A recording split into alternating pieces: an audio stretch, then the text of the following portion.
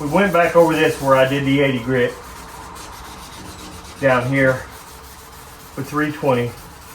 We're going back over this, take those 80 grit scratches out where I had to work that seam down.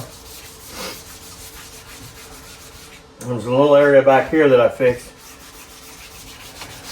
Had to sand out, probably where they were taking it out of the mold. I'm making sure we get this sanded real good. Like I said, we're going to try to get this body sanded, overall sanded, hopefully tonight. I don't know if we'll make it or not. Depends on when Ryan gets here. He knows how much sanding is left involved, so he'll be taking his sweet time getting here. And,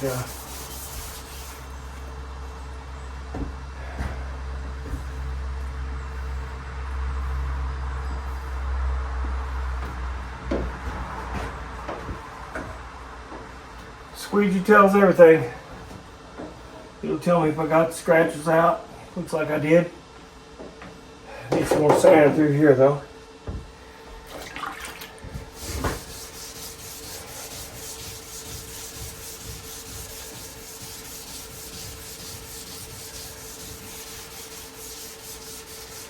I'll get everything sanded with the roof on this thing tonight. It'd be nice. That's looking good.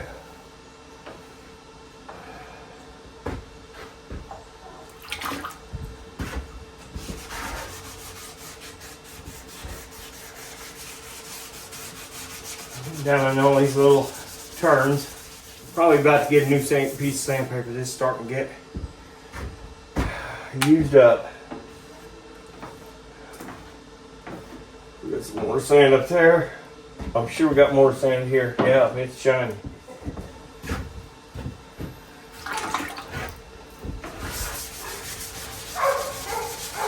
She's cutting now.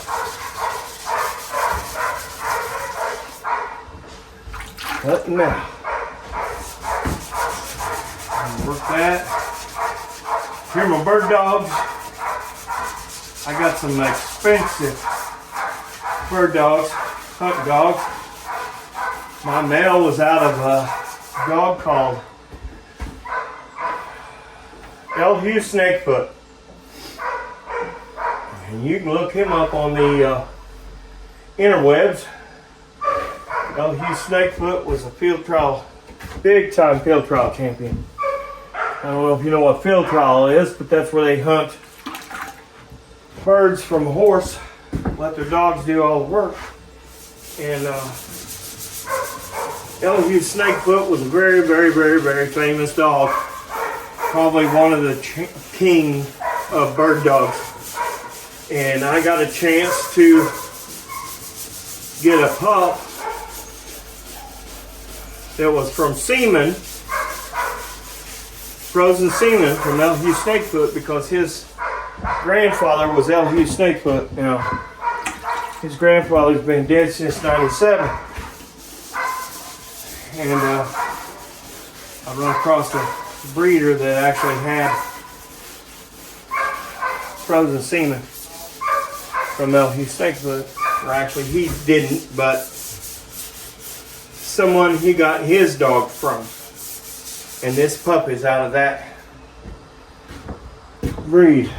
And the Elhue breed is no longer. Here. And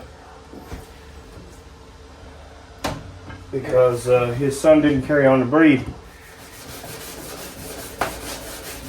Back to sanding these edges with 320. If you remember right,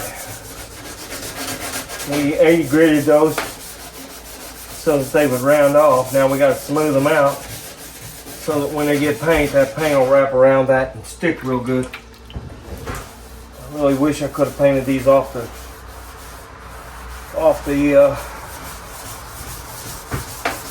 car, but that's fine and dandy. Do what the customer wants, and I don't blame him. putting these things on is probably a real chore. And getting them straight up against the seam, I'm sure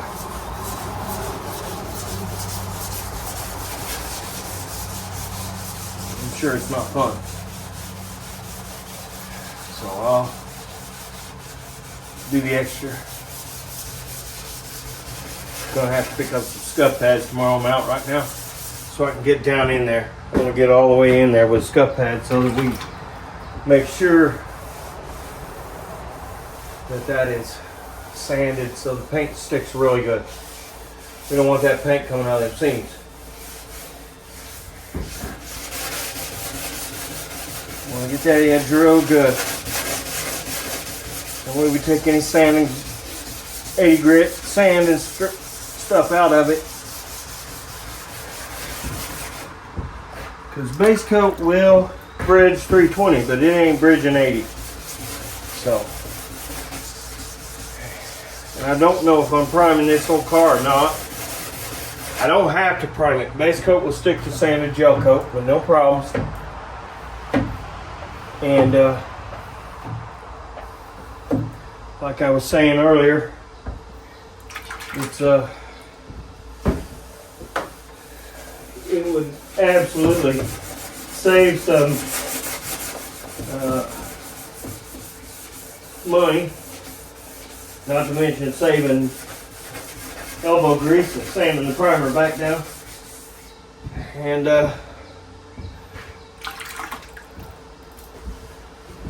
if I was to shoot it a light gray, this is going yellow.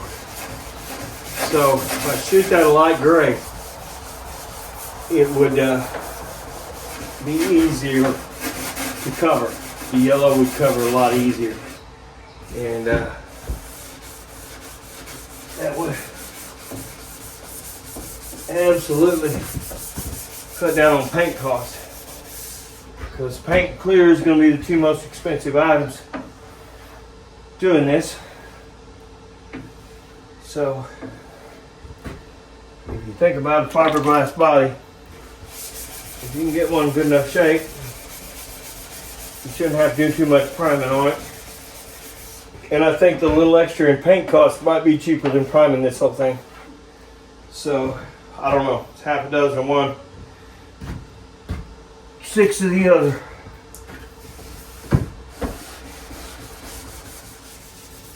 Remember, we 80 gritted these door faces too. So we want to sand those 80 grit scratches out of that as well. We've got this big flat panel here, it's got to be sanded. It's got to be slicked out like that deck lid. If I wasn't going to sand that, if I was sanding that to buff that, I wouldn't leave this sand and dust stay on this for more than 3 or 4 minutes without wiping it off, because it will stain the clear. And then you got to sand it again. And I didn't want to sand it the first time, let alone sand it again. So if you see what I'm saying. Okay, so we got everything moved over here now. We're going to do the insides of these windows. Remember, this is all done with 80 grit in there to work that glass down. So this has all got to be worked back down with 320 till it's slick. You can't feel any sand scratches because you got to get paint. If you got sand scratches, that paint's going to show it. Now, this being a solid color, not a metal plate, if you get a scratch here or there, it's not going to kill you. But after I clear it, those sand scratches will show up. And then I got to sand that out of the clear and buff that.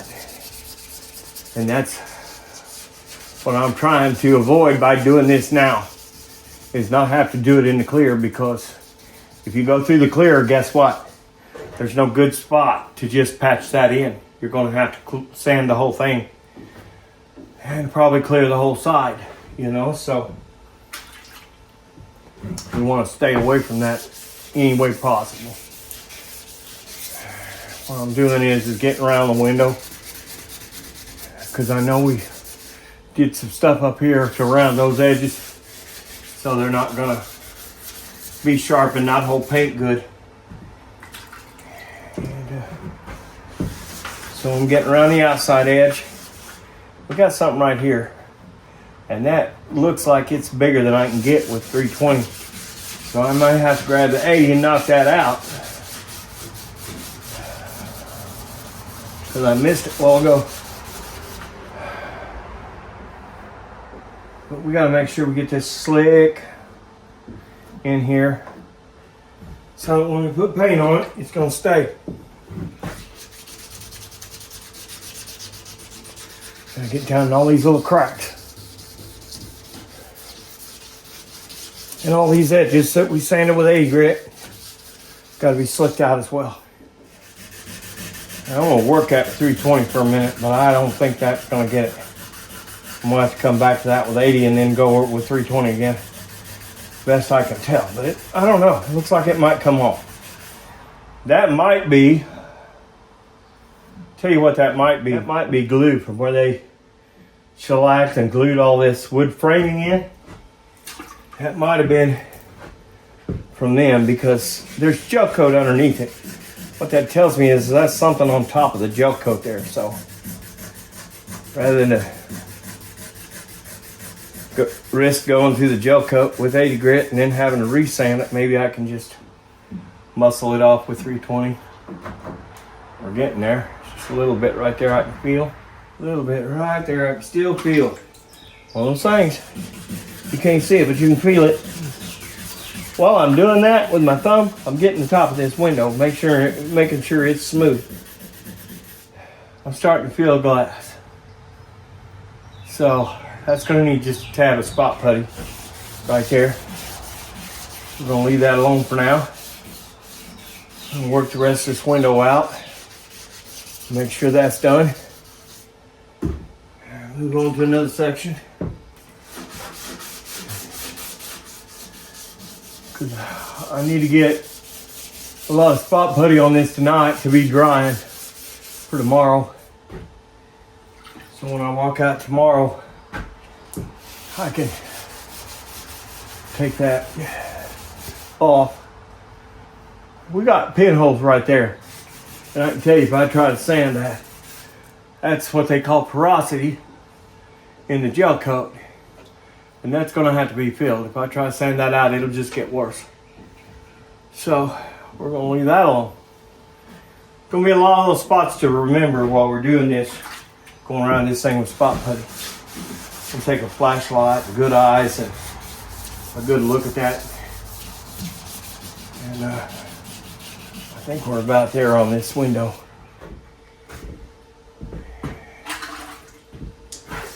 Get this ridge. You remember I had to sand the 80 grit out up there. And this has all got to be slick. The whole top's going to have to be done. And this has got a lot of mold prep right up here. And we're going to get that worked out as well.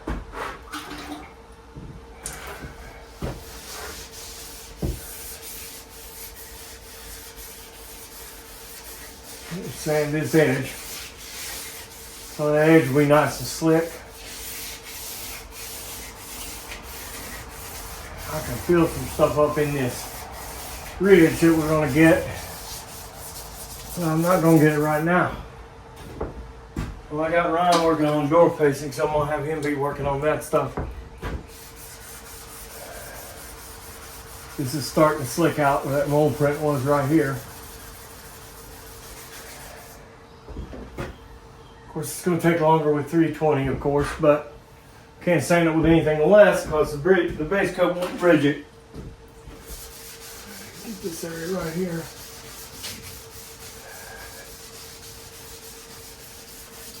So we're going to make sure we get that edge where we 80 gritted it. I'm getting part of the inner edge too while I'm doing it.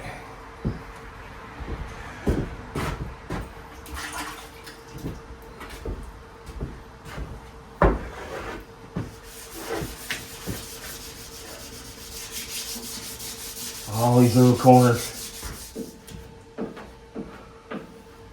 Bad thing about it is the acrylic spot putty I use has to be Needs to cure overnight. So.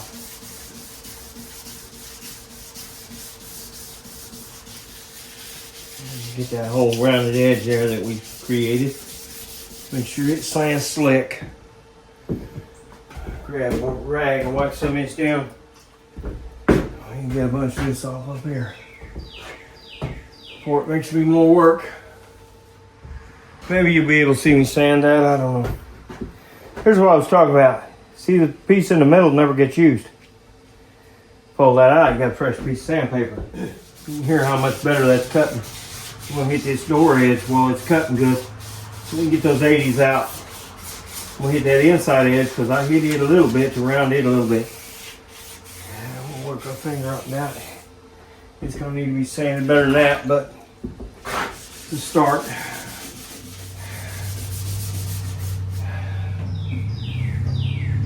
I don't know if you can see this or not. Hopefully you can. Probably my head right in the way. Let's move this camera.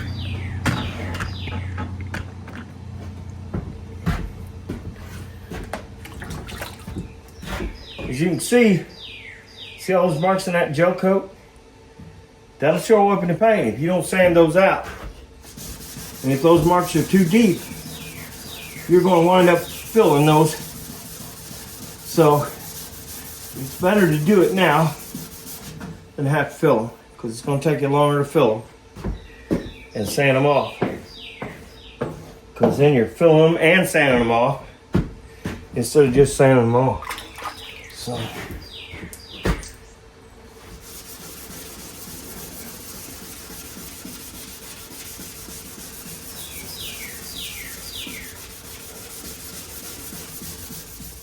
that's looking pretty decent. That's something right there. Let me take that out.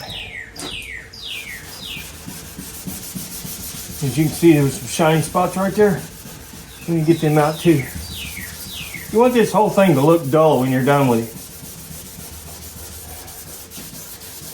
After you've cleaned it off and it's good and dry, everything's clean. You want everything dull.